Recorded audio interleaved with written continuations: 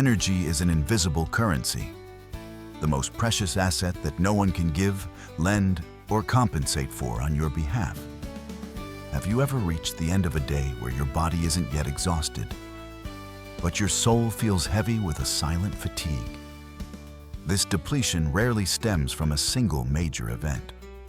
It creeps into our lives through every reluctant nod, every message demanding an instant reply, and countless obligations we silently shoulder as if they were a given.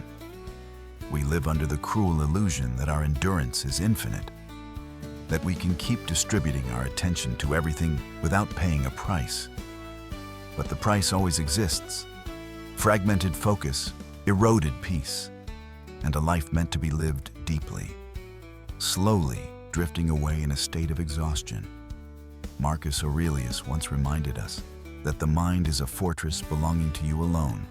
And no one can breach it unless you open the gates and grant them entry.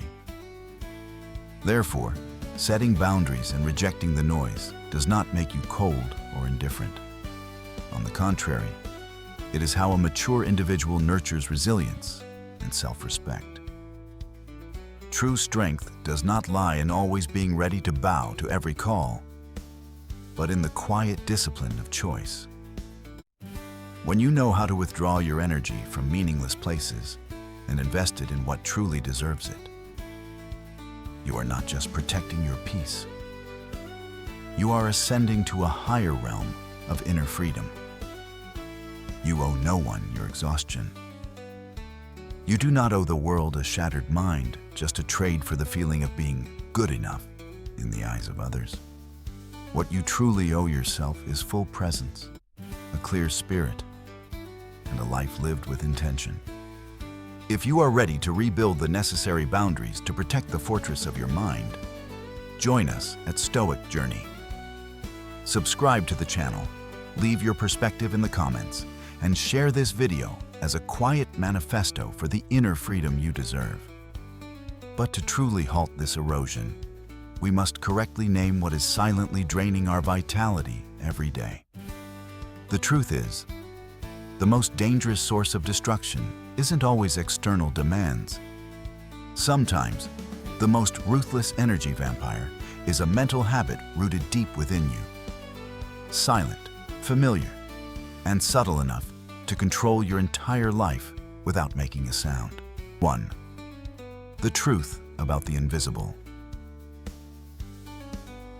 Currency. We are often meticulous when checking our bank accounts, weighing every cent that leaves our wallets, yet we rarely look back at the most expensive asset we own: mental energy. Unlike money or possessions that can be earned back, energy is an invisible, finite, and entirely closed currency. No one in this world can deposit extra vitality into your mind, and no one can shoulder the crushing exhaustion that silently erodes you when night falls. Do you recognize that hollow feeling after switching off your phone screen, after a favor that wasn't your responsibility, or after a conversation filled with nothing but judgment and negativity? You answered out of politeness. You nodded because of a vague fear that you'd be judged for saying no. And in that very moment, a hidden transaction took place, where you traded your calm, your clarity, and your focus for something that offered nothing in return for your inner self. Human depletion rarely arrives like a storm. It bleeds out through the tiny scratches of people-pleasing, leaving a layer of silent fatigue that accumulates over months and years until you gradually lose touch with yourself. The most dangerous part is that this erosion is cleverly disguised as kindness, devotion, or a sense of responsibility. We lull ourselves into the illusion that our endurance is infinite, that we can stretch our attention in every direction and meet every expectation without cost. But Marcus Aurelius warned of this thousands of years ago when he viewed the mind as an impregnable fortress. That fortress cannot be breached by external circumstances unless you, the gatekeeper, personally lower the drawbridge and hand over control to the noise outside. Draining yourself dry does not make the world a better place. It only creates a faded version of you, living reactively and losing your true presence. The core lesson of freedom is not about struggling to fight everything off, but about the ability to recognize where your energy is leaking. Tomorrow, before your lips utter a yes to an unreasonable request, or before you step into a pointless argument, force yourself to pause for exactly 3 seconds. In that brief but precious silence, ask yourself, what percentage of my peace am I paying for this nod? That pause is the boundary of self-respect. Decisively reclaiming your vitality doesn't make you cruel. It builds a quiet discipline, allowing you to be fully, deeply, and brilliantly present for the things that truly matter. And once you see that invisible leak, you will realize an even colder truth. The most ruthless thieves aren't standing out there. They are hiding within your own seemingly harmless thoughts. 2. The thieves of peace, external and internal. The heavy fatigue you carry every evening is rarely the work of a visible enemy.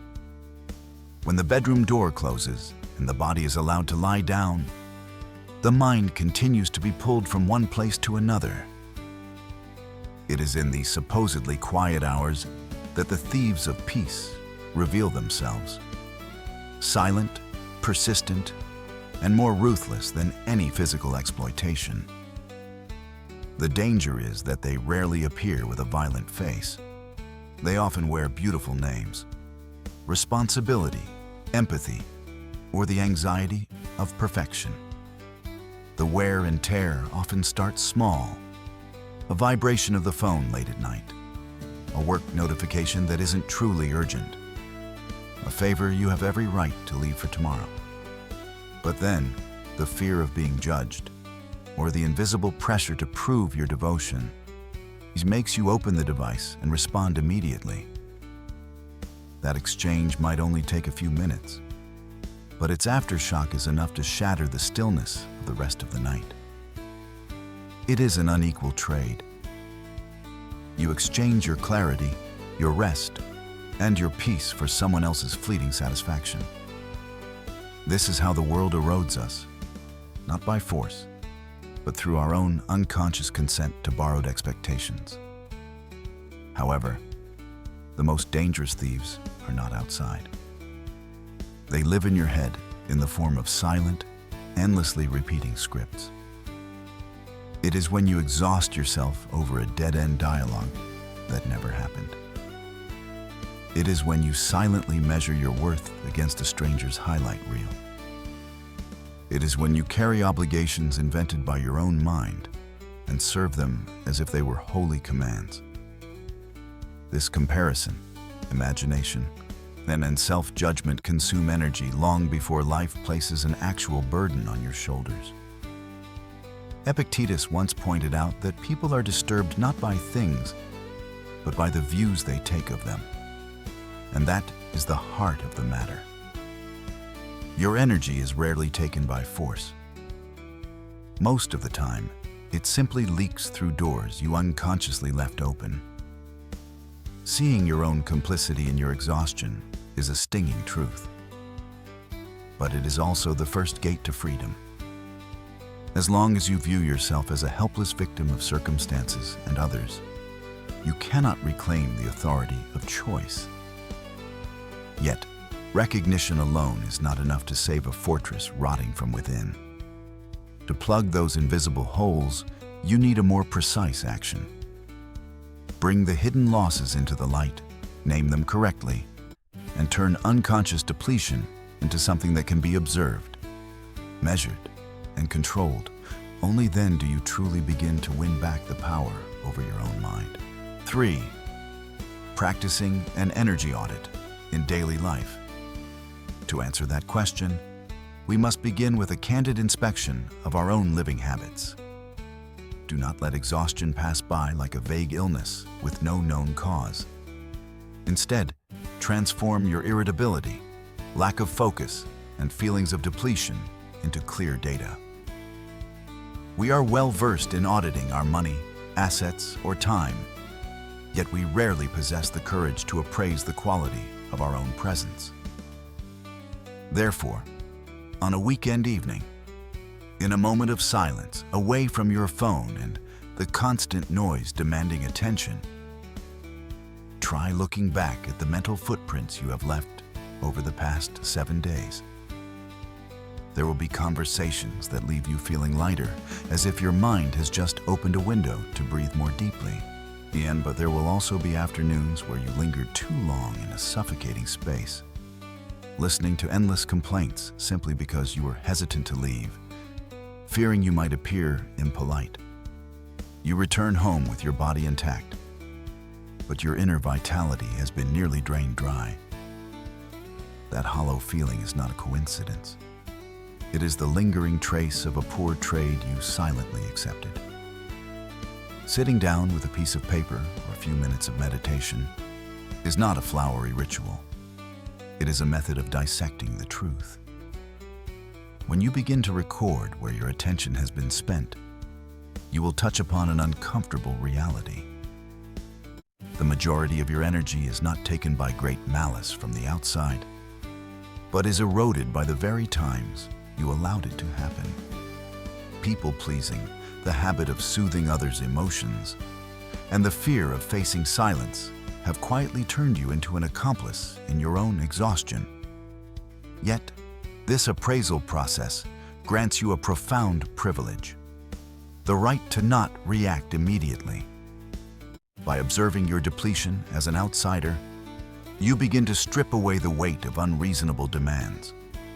They are no longer commands to be obeyed, but merely signals for you to evaluate and choose. When the illusion of being a victim is removed, you are forced to face a more mature truth. No one can take away your composure unless you personally open the gates of your mental fortress. But seeing the leak is only half the battle. As the arrows of demand continue to fly from all directions, what you need is not just insight, but a boundary clear enough, cold enough, and firm enough to protect the rest of your life. 4. The Shield of Boundaries, a manifesto of self-respect. Once the leaks are exposed, mere insight is not enough to mend a mind that is silently bleeding. What you need now is a shield sturdy and clear enough to protect your inner life. Many fear setting boundaries because they mistake them for building walls to isolate themselves or punish the world. But a boundary, at its deepest essence, is not an act against anyone. It is simply a transparent line drawn to protect your own full presence. Sometimes, boundaries do not start with grand proclamations, but with small yet decisive actions. It is turning your phone face down when the workday ends. It is walking past an unreasonable demand without feeling the need to explain. It is quietly leaving a conversation that is doing nothing but draining your emotions. These refusals do not make you cold, uncaring, or distant.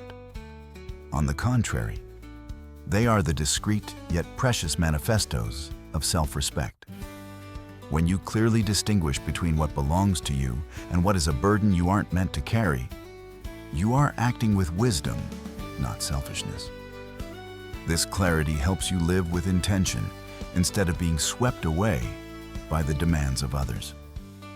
The stark truth is that when boundaries are blurred, our vitality begins to leak. It is pulled away by countless expectations, anxieties, and external needs until we no longer have enough energy to truly live our own lives. The paradox is this: only when you dare to reclaim your energy can you truly be present. A mind fragmented and scattered everywhere only produces shallow reactions. But when attention is retained and consciously allocated, it creates depth in every word, every relationship, and every decision.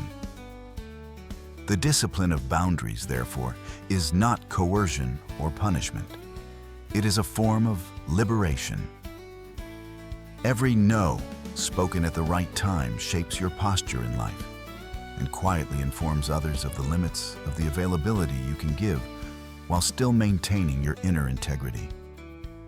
But the quietest moment does not occur when you block external demands. It comes afterward. When the shield is raised, and the silent thieves are no longer free to enter and exit your mind, a very strange space will emerge. And it is within that void that a deeper question begins to echo. When all the vitality that was once scattered finally returns, what will you create with that freedom? 5. The resonance effect, igniting creativity and the destination of freedom. The silence that emerges when the noise is blocked at the threshold is not a soulless void. It is a safe space for the mind to be reborn. When you stop throwing your attention at trivial demands, energy does not vanish. Instead, it begins to settle, gather, and resonate. In that moment, whether you return to unfinished work, engage in a profound conversation, or simply sit with yourself, you do so not with a mind full of static, but with a state of presence that is intact and crystal clear. A mind no longer fragmented by the fear of displeasing others will naturally release the clarity, depth, and creativity that have been buried for so long. This shift rarely happens in grand moments. It unfolds quietly in the most ordinary ones. Tonight, instead of aimlessly scrolling through your screen to soothe the exhaustion of a day spent meeting everyone's expectations, you close your device on time. You spend 2 hours reading a book, writing down a few thoughts, or simply brewing a pot of tea in silence, without judgment, without anxiety, and without trying to fill the void with more noise. And in that very moment, something vital occurs. You are no longer living as a machine that only reacts to external stimuli. You begin to live as an intentional human being, knowing where to place your mind and knowing who you want to become. The ultimate goal of preserving your vitality has never been to escape the world, but to enter it with a different mindset. True freedom does not lie in shedding all obligations, but in the ability to master how you respond to them. So every time you decisively reject a distraction, you are re-etching your own identity. You are ensuring that your actions, words, and presence remain in harmony with your deepest values. This is why selective refusal becomes an essential discipline. Only when you know how to say no to the superficial does your yes carry enough weight for what truly matters. Let your mind become a sanctuary rather than a battlefield left wide open for every noise to enter. Then, you will realize a cold but profound truth. The greatest power of a human being does not lie in the ability to embrace everything, but in the courage to devote oneself only to what is truly meaningful, and the serenity to let the rest remain peacefully outside your boundaries. The stillness you have just reclaimed through clear boundaries is not meant to turn you into a lonely island in the middle of the world. Epictetus once left us with a truth that is both harsh and fundamentally liberating. No man is free who is not master of himself. Therefore, knowing how to measure every drop of your vitality, understanding when to pour your heart out and when to withdraw, is not reclusiveness. It is the highest form of self-mastery. Life was never meant to be a contest of who can endure the most unreasonable demands. You owe no one your exhaustion. You do not owe the world a shattered mind or an attention so fragmented that there is nothing left to live deeply within your own life. The only thing you truly owe yourself is your full presence and a life lived in alignment with your core values. Every time you reject a distraction, every moment you maintain composure amidst the noisy judgments of others, you are personally dismantling the invisible shackles that have bound you for too long. Your energy is a sacred asset, and how you allocate it will determine the person you become tomorrow. Do not wait until your body collapses to realize that you have spent all your clarity on borrowed expectations. Withdrawing your attention from the crowd to redirect it inward is not an escape from life. It is a quiet preparation so that you may enter the world with a different posture, firmer, brighter, and freer. When night falls and you sit alone in a quiet room, the peace or unease that washes over you will be the most honest answer to how you spent your vitality today. The journey to rebuild self-respect always begins with a very silent decision. To reclaim the power you have unconsciously handed away. If you are tired of living like a machine that only reacts to every demand, it is time to personally draw the impregnable line for the fortress of your mind. Let Stoic Journey continue to accompany you on the path of forging that sharp discipline. Subscribing to the channel today is not just a click, it is a commitment to start prioritizing your own growth. And if this film resonated with you, share it with those who also need a foothold. Then leave a comment below about the first boundary you will set for yourself tomorrow. The power to decide your vitality remains in your hands. Use it to live a life truly worth living.